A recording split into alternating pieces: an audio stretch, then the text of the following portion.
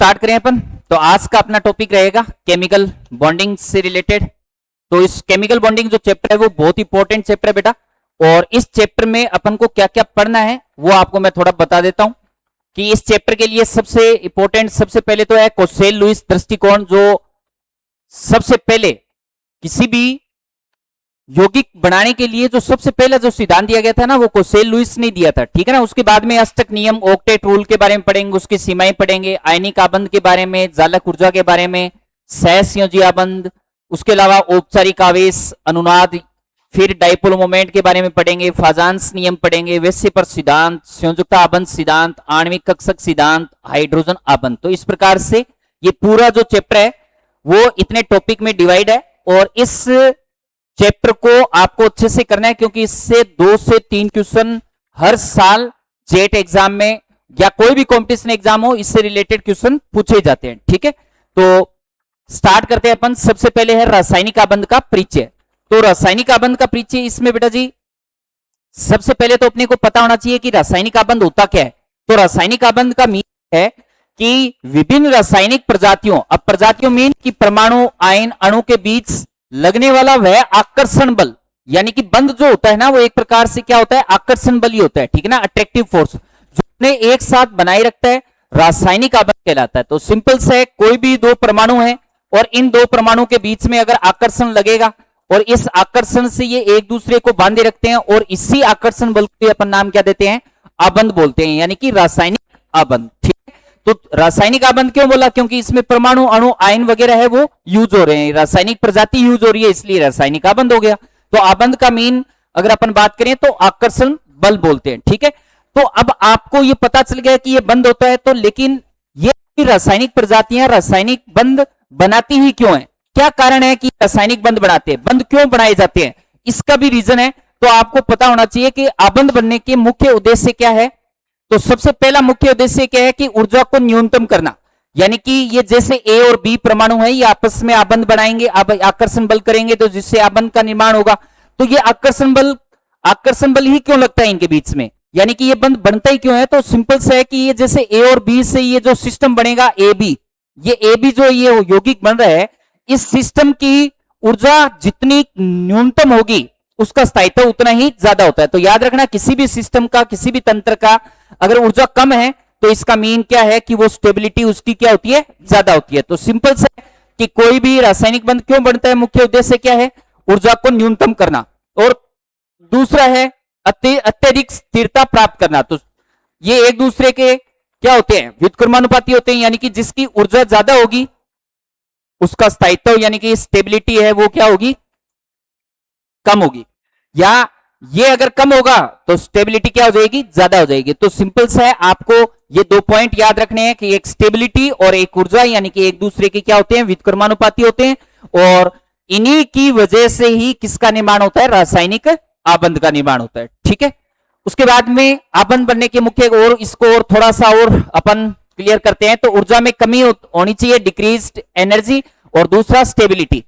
तो जब दो परमाणुओं एक दूसरे के समीप आते हैं तो उनके बीच नए आकर्षण बल और प्रतिकर्षण बल कार्य करते हैं। याद रखना, किसी भी बंध के निर्माण के दौरान दोनों प्रकार के बल कार्य करते हैं, एक तो आकर्षण बल और एक प्रतिकर्षण बल। कैसे, कि जैसे ये नाभिक है, नाभिक के चारों ओर क्या होते हैं बेटा, इलेक्ट्रॉन कोष होते हैं, और उसमें क्या होते हैं, इलेक्ट्रॉन होते हैं। अब इसके बाद में अगर ये जैसे ए परमाणु है और ये दूसरा जैसे ये नाभिक कोष, और इन कोष में क्या प्रेजेंट होता है, इलेक्ट्रॉन। अब क्या होगा कि जैसे इस इलेक्ट्रॉन और इस इलेक्ट्रॉन के बीच में, इस इलेक्ट्रॉन और इस नाभिक के बीच में, या फिर इस नाभिक और नाभिक के बीच में जैसे ये एक दूसरे के नजदीक आते हैं, तो सिंपल से है कि इसमें इस नाभिक का और इस इलेक्ट्रॉन का आपस में क्या होगा, आकर्षण होगा, क्योंकि ये प्लस है और ये क्या है, माइनस है। तो इसका सिंपल सा मीन ये है कि अगर समान आवेश है, यानी कि प्लस प्लस या फिर माइनस माइनस, तो इन दोनों के बीच में तो क्या होता है, यानी कि सेम है, तो क्या होगा, प्रतिकर्षण होगा। और अगर अपन बात करें कि एक प्लस है और एक माइनस है, यानी कि इलेक्ट्रॉन और नाभिक है, तो उनमें क्या होगा, आकर्षण होगा। तो सिंपल सा है बेटा कि किसी भी बंध बनते, कोई भी दो परमाणुीय स्पीसीज है, उनमें अगर आपस में बंध बनेगा तो इसमें 2 प्रकार के बल कार्य करेंगे, एक आकर्षण और एक प्रतिकर्षण। जब समान आवेश का मतलब कि इलेक्ट्रॉन इलेक्ट्रॉन और प्लस प्लस का मतलब ये नाभिक है ए का और ये नाभिक है बी का, तो नाभिक नाभिक के बीच में जब भी बल लगेगा या फिर इलेक्ट्रॉन इलेक्ट्रॉन के बीच में जो भी बल लगेगा उसको बोलते हैं प्रतिकर्षण बल, ठीक है। और नाभिक और इलेक्ट्रॉन के बीच में जो लगेगा वो आकर्षण बल। तो दोनों प्रकार के बल कार्य करते हैं। जब आकर्षण बल प्रतिकर्षण बल से अधिक शक्तिशाली होता है तो निकाय की स्थितिज ऊर्जा घट जाती है। याद रखना, जब ये आकर्षण बल ज्यादा होगा तो उसकी स्थितिज ऊर्जा क्या हो जाएगी, घट जाएगी और आबंध का क्या हो जाता है, निर्माण होता है। दूसरा स्टेबिलिटी कैसे, स्टेबिलिटी के लिए आपको पता है कि सभी तत्वों में अपने बाह्यतम कोश को पूर्ण करने और अपने निकटतम अक्रिय गैस जैसा स्थिर इलेक्ट्रॉनिक विन्यास प्राप्त करने की स्वाभाविक प्रवृत्ति होती है। इस स्थिति को पाने के लिए परमाणु परस्पर इलेक्ट्रॉन का क्या किया जाता है, आदान प्रदान या साझा करता है। आदान प्रदान मतलब स्थानांतरण करेगा इलेक्ट्रॉन का, तो स्थिरता प्रदान होगी, स्टेबिलिटी आएगी। स्टेबिलिटी का मीन सिंपल सा आप अपने शब्दों में ये कह सकते हैं कि किसी भी जो परमाणु है उस परमाणु के बाह्यतम कोश में 8 इलेक्ट्रॉन प्राप्त होना, या अपन कह सकते हैं कि अक्रिय गैस जैसा विन्यास प्राप्त करना ताकि वो क्या हो जाए, स्टेबल हो जाए, ठीक है। नेक्स्ट अगर अपन बात करें तो सबसे पहले किसी भी यौगिक के बारे में बताने के लिए सबसे पहला जो सिद्धांत दिया गया था वो कौन सा दिया था, कोसेल लुईस सिद्धांत दिया गया था। और कोसेल लुईस में लुईस भाई साहब ने क्या बोला, लुईस की परिकल्पना क्या है, परमाणु को एक धनात्मक आवेशित कर्नेल और संयोजकता कोश जिसमें क्या होते हैं अधिकतम 8 इलेक्ट्रॉन समाहित करने वाला भारी आवरण के रूप में देखा गया है। सिंपल से है, जैसे कि आपको पता होना चाहिए कि अपने पास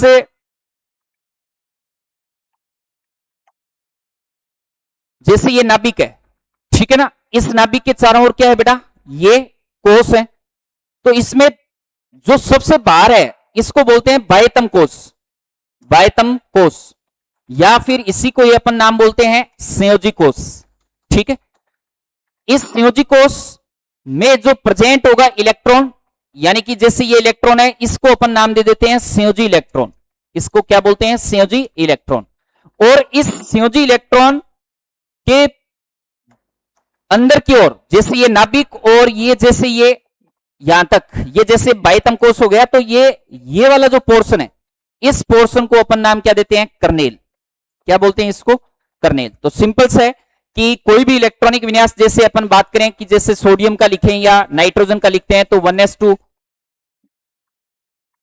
जैसे सोडियम के लिए अगर अपन बात करें सोडियम में तो 1s2, 2s2, 2p6 और 3s1।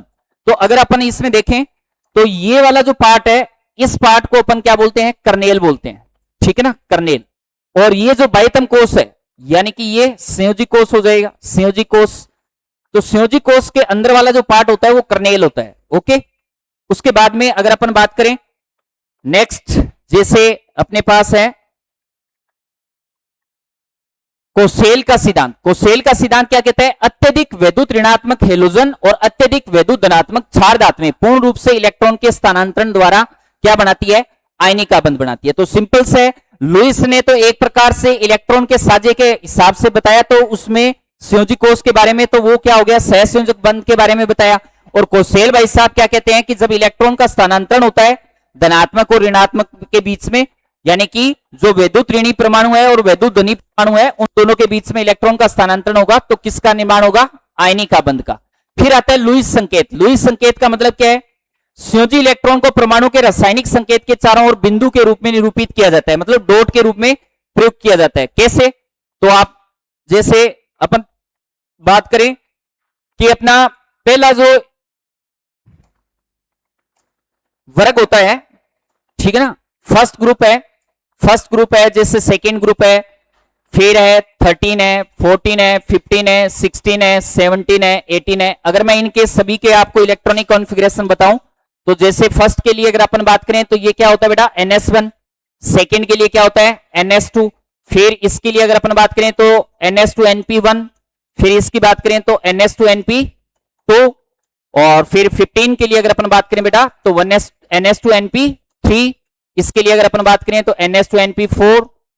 फिर इसके लिए अगर अपन बात करें तो NS2NP5। और 18 के लिए क्या होता है, NS2NP6। तो सिंपल से डॉटेड स्ट्रक्चर के लिए आपको इनका संयोजी इलेक्ट्रॉनिक कॉन्फ़िगरेशन पता होना चाहिए। अब जो फर्स्ट ग्रुप में जितने भी आएंगे जैसे मान लो अपने पास लिथियम है, सोडियम है, पोटेशियम है, रुबिडियम है, सीजियम है, इनकी अगर मैं आपको लुईस डॉट स्ट्रक्चर बताऊं तो सिंपल सा आपको क्या करना है कि फर्स्ट ग्रुप का आपको संयोजी इलेक्ट्रॉनिक कॉन्फ़िगरेशन पता होना चाहिए, और इसमें कितने इलेक्ट्रॉन है बेटा, एक है, तो एक डॉट इसमें शो कर दे इस तरीके से, ठीक है। ये एक डॉट आपने शो कर दिया तो इसका मतलब ये सारी क्या होगी, लुईस डॉट स्ट्रक्चर होगी। क्या होगी ये, लुईस डॉट। ऐसे ही अगर मैं बात करूं जैसे 17 ग्रुप की, जैसे क्या आता है इसमें, फ्लोरीन, क्लोरीन, ब्रोमीन और आयोडीन। अब अगर अपन बात करें इसमें, तो आपको पता है कि इसमें कितने इलेक्ट्रॉन हो गए, 7, और 7 हो गए तो 7 डॉट लगाओ, 1 2 3 4 5 6 और 7, ठीक है ना।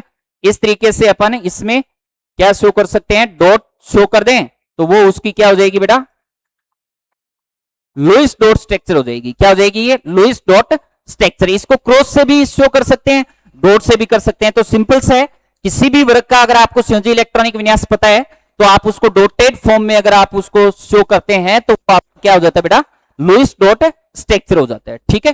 तो नेक्स्ट अगर अपन बात करें तो अपने पास है अष्टक नियम। अगला क्या है, अष्टक नियम, बहुत इंपॉर्टेंट है और एग्जाम में बहुत बार क्वेश्चन पूछा जाता है इससे।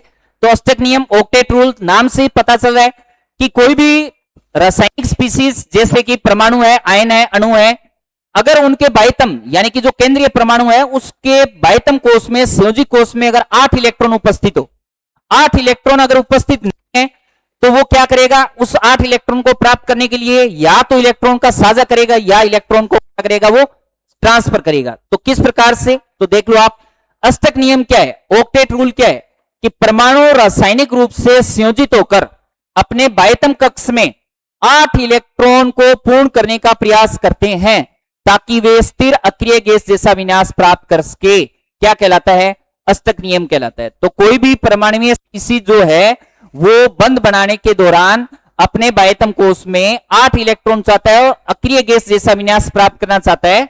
ये क्यों चाहता है, क्योंकि वो स्टेबिलिटी चाहता है, और इसलिए वो 2 तरीके हो सकते हैं उसमें, पहला इलेक्ट्रॉन का पूर्ण स्थानांतरण और दूसरा इलेक्ट्रॉन की समान साझेदारी।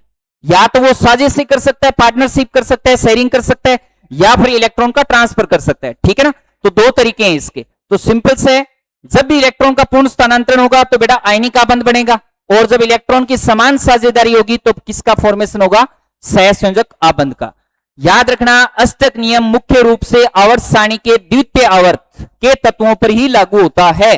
द्वितीय आवर्त के तत्व कौन कौन से हैं, तो याद रखना, जैसे सोडियम हो गया, फिर मैग्नीशियम हो गया, एल्यूमिनियम हो गया, सिलिकॉन हो गया, फास्फोरस,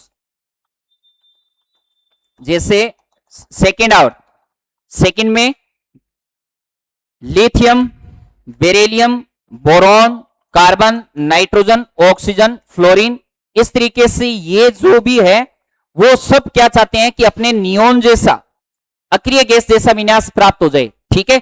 तो ये lithium, beryllium, boron, carbon, nitrogen, oxygen, इन्हीं पे ही ज्यादातर ये नियम लागू होता है, अष्टक नियम, बाकी पे लागू नहीं होता, ठीक है। अष्टक नियम की कुछ सीमाएं हैं, अपवाद है, वो किस प्रकार से हैं, तो सबसे पहला है बेटा इनकंप्लीट ऑक्टेट, अपूर्ण अष्टक, या इसी को अपन एक नाम और देते हैं अष्टक न्यून यौगिक। क्या बोलते हैं इसको, अष्टक न्यून यौगिक, ठीक है ना। अष्टक न्यून यौगिक कहने का मीन कि जिसमें कुछ स्थिर यौगिकों में केंद्रीय परमाणु के पास आबंध बनने के बाद भी बाह्यतम कोश में 8 से कम इलेक्ट्रॉन होते हैं। अष्टक न्यून या अपूर्ण अष्टक का मीन यह है कि अगर 8 इलेक्ट्रॉन से अगर कम होगा तो उसको अपन नाम क्या देते हैं, अष्टक न्यून यौगिक कहते हैं। फिर भी वे सामान्य रूप से क्या रहते हैं, स्थिर रहते हैं। कैसे, जैसे ये LiCl है, PH2 है, BCl3 है, BF3 है, ये सारे यौगिक जो है वो अष्टक न्यून यौगिक है। सेकेंड आवर्त के जो ज्यादातर जो तत्व हैं वो इसी प्रकार के यौगिक का निर्माण करते हैं। अब जैसे अगर मैं बात करूं BF3 की, तो BF3 में कितने इलेक्ट्रॉन है, जैसे B कौन से ग्रुप का है बेटा, 13 ग्रुप का, तो इसमें 3 हो गए, प्लस इसने कितने बॉन्ड बना रखे हैं, 3, तो इसमें कितने हो गए टोटल इलेक्ट्रॉन, 6 हो गए। तो इसका मतलब 6 इलेक्ट्रॉन 8 इलेक्ट्रॉन से कम है, तो ये अष्टक न्यून यौगिक हो गया। ऐसे अगर अपन बात करें कि जैसे अपने पास BeH2 है, BeH2 में B सेकेंड ग्रुप का है तो 2 इलेक्ट्रॉन होंगे इसमें, और ये कितने बॉन्ड फॉर्म कर रखे हैं इसने, 2, तो 2 + 2 कितने हो गए, 4, तो ये 8 इलेक्ट्रॉन से इसमें क्या हो रहे हैं, कम हो रहे हैं। इसी प्रकार से अगर अपन बात करें ZnCl2 की, तो ZnCl2 में जिंक है वो 12 ग्रुप का है और इसमें आउटर सेल में 2 और इसमें भी 2, तो टोटल कितने हो गए 4। तो इसका मतलब इसमें 8 इलेक्ट्रॉन से अगर कम होंगे तो वो अष्टक न्यून यौगिक होगा। फिर आता है विषम इलेक्ट्रॉन अणु।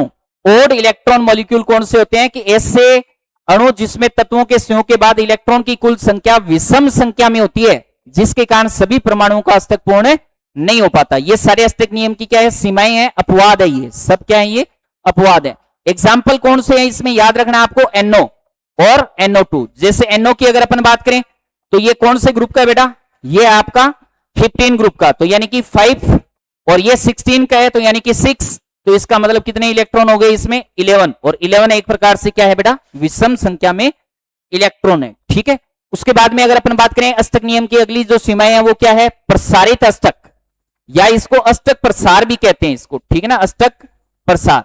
सिंपल से बेटा 8 इलेक्ट्रॉन से अगर ज्यादा होंगे इलेक्ट्रॉन तो वो क्या हो जाएगा, अष्टक प्रसार यौगिक हो जाएगा।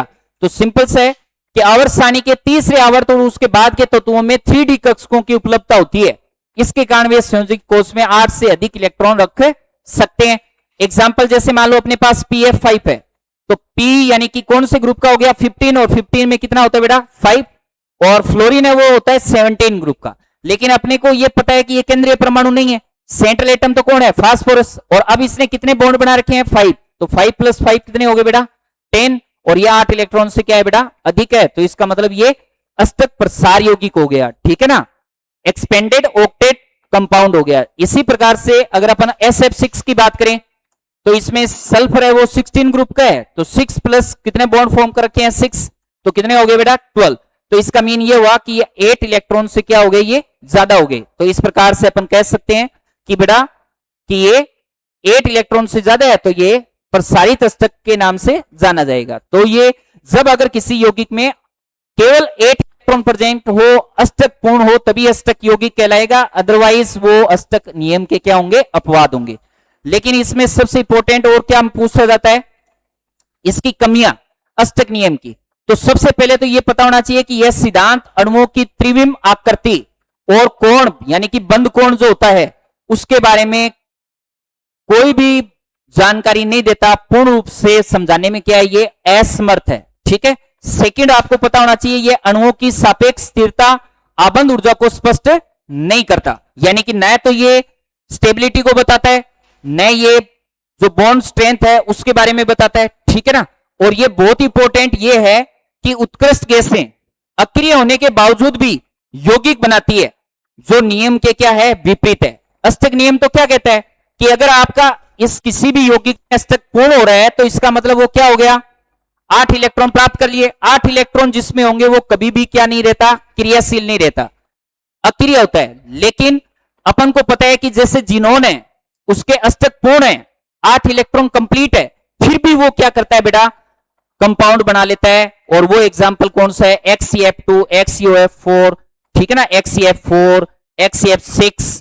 तो ये जो नियम है वो नियम तो ये कह रहा है कि 8 इलेक्ट्रॉन होते हैं तो वो अक्रिय रहता है, लेकिन अक्रिय यौगिक भी, अक्रिय गैस भी क्या करती है, यौगिक बना लेती है। तो ये नियम के क्या है बेटा, विपरीत है। ठीक है, सबसे बड़ा जो इसकी कमी है वो यही है कि नियम के विपरीत ही कुछ कंपाउंड अपने को मिल रहे हैं। ठीक है, फिर आता है जालक एंथैल्पी। जालक एंथैल्पी या जालक ऊर्जा भी बोल सकते हैं इसको, ठीक है ना, जालक ऊर्जा। आपको पता है कि कोई भी आयनिक यौगिक होता है उसकी कुछ ना कुछ विशेष स्पेसिफिक स्ट्रक्चर होती है, और उस स्ट्रक्चर को अपन नाम क्या देते हैं बेटा, जालक बोलते हैं। ठीक है ना, लेटिस बोलते हैं। अब सिंपल से है कि 1 मोल आयनिक ठोस क्रिस्टल को उसके घटक गैसीय आयनों में पूर्णतः पृथक करने के लिए आवश्यक न्यूनतम ऊर्जा को क्या कहा जाता है बेटा, जालक एंथैल्पी कहते हैं। कैसे, जैसे मान लो मेरे पास NaCl कंपाउंड है और 1 मोल है, और ये एक प्रकार से आयनिक यौगिक है। अगर मैं इसको ब्रेक डाउन करता हूं तो ये किस में टूटेगा, अपने आयनों में टूट जाएगा, Na+ और Cl- में गैसियस आयनों में टूट जाएगा। तो ये जो गैसियस आयनों में टूट रहा है, इसके तोड़ने के लिए मेरे को जो भी एनर्जी चाहिए, न्यूनतम ऊर्जा चाहिए, उसी को अपन नाम क्या देते हैं, जालक ऊर्जा कहते हैं या जालक एंथैल्पी कहते हैं, और इसको यूज से प्रदर्शित कर रहे हैं। ठीक है, अब NaCl क्रिस्टल के लिए इसका मान कितना होता है बेटा, 788 किलो जूल पर मोल। ठीक है ना, किलो जूल पर मोल में होता है। 1 मोल आयनिक ठोस होना चाहिए और उसी को ब्रेक डाउन करना है आपको, ठीक है। तो NaCl क्रिस्टल के लिए आपको इतना एनर्जी चाहिए जिससे वो NaCl माइनस में क्या हो सकता है, ब्रेक डाउन हो सकता है, ठीक है ना। अब याद रखना है, इंपॉर्टेंट है, ये एग्जाम में क्वेश्चन पूछ लिया गया है कि जालक ऊर्जा है या जालक एंथैल्पी है वो किस पे डिपेंड करती है। तो दो चीजों पे डिपेंड करती है, एक तो आयनों का आकार और एक आयनों पर आवेश, ठीक है। आकार और आवेश पे ही डिपेंड करती है।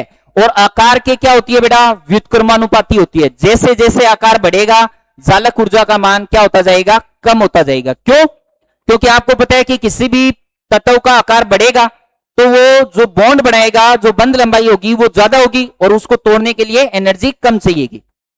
ऐसे ही आयनों पर आवेश, आयनों पर आवेश जितना ज्यादा होगा उसकी जालक ऊर्जा उतनी ही क्या होगी, ज्यादा हो जाएगी, ठीक है ना। क्यों? क्योंकि आकर्षण बल ज्यादा होगा, आकर्षण बल ज्यादा होगा तो इस प्रकार से बंध की जो सामर्थ्य है वो बढ़ जाती है और बंध की सामर्थ्य बढ़ेगी तो इसका मीन उसको तोड़ने के लिए आपको एनर्जी क्या चाहिएगी, ज्यादा चाहिएगी। तो दोनों कारकों का आपको ध्यान में रखना है, ठीक है।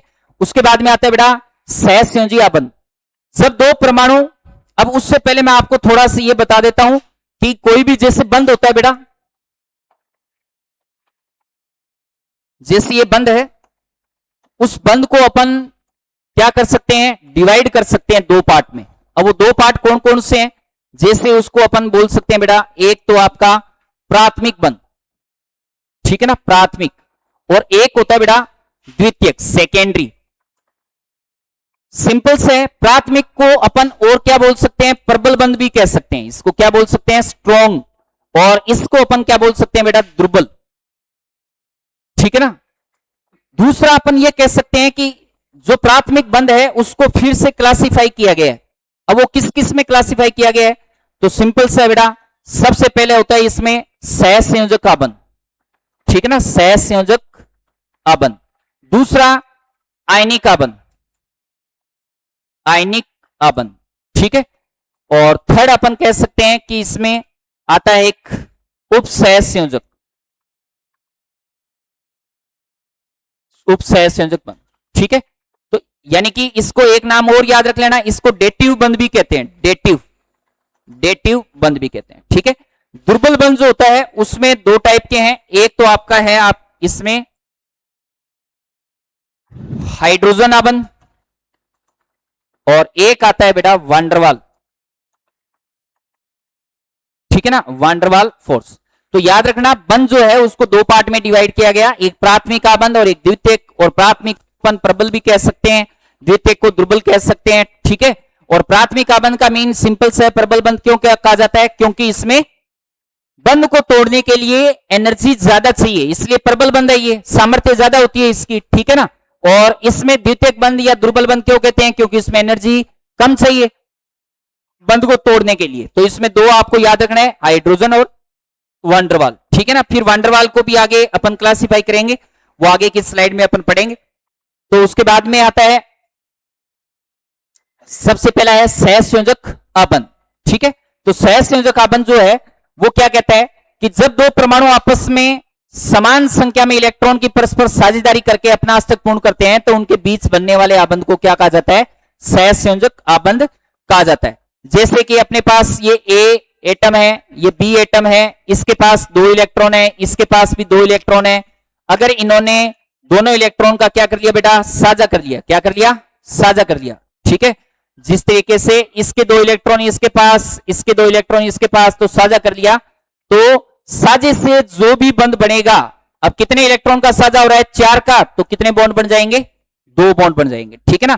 क्योंकि एक बॉन्ड में हमेशा कितने इलेक्ट्रॉन का साझा होता है, दो इलेक्ट्रॉन का साझा होता है। तो साझे से जब भी किसी भी बॉन्ड का फॉर्मेशन होता है उसी को अपन नाम क्या कहते हैं, अपने सहसंयोजक आबंध बोलते हैं, ठीक है।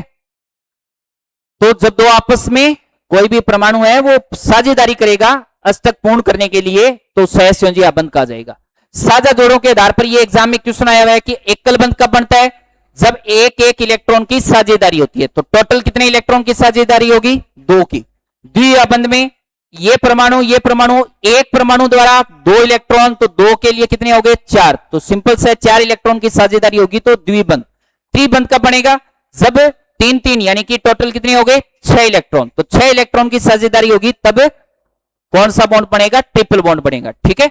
अब इसमें 2 पॉइंट आपको याद रखना है, एक बॉन्ड पेयर होता है, एक लोन पेयर होता है। सिंपल सा है, जैसे ये ए और बी है, इनके बीच में अगर दो इलेक्ट्रॉनों का साझा हो रहा है, तो ये साझा करने वाले जो इलेक्ट्रॉन है उसी को क्या बोलते हैं, आबंदी युग्म। यानी कि साझेदारी के वे इलेक्ट्रॉन जोड़े जो आबंध निर्माण में भाग लेते हैं, तो ये इलेक्ट्रॉन बंध बनाने में भाग ले रहे हैं, इसलिए ये क्या कहलाएगा, आबंध यानी कि बॉन्ड पेयर।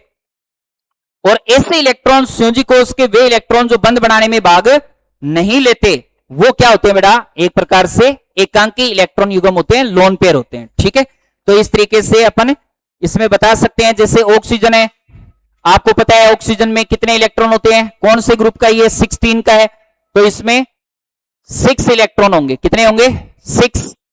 इसी प्रकार से दूसरा ऑक्सीजन है, तो ये 16 है। इस तरीके से ये, अब इसमें लोन पेयर और बॉन्ड पेयर बता रहा हूं मैं आपको। लोन पेयर बॉन्ड पेयर का मीन कि ये जैसे इसने बॉन्ड में शेयरिंग की, इस तरीके से ये बॉन्ड बनाने में शेयरिंग की, तो ये ऑक्सीजन और इनके बीच में 4 इलेक्ट्रॉन का क्या हो गया बेटा, साझा हो गया।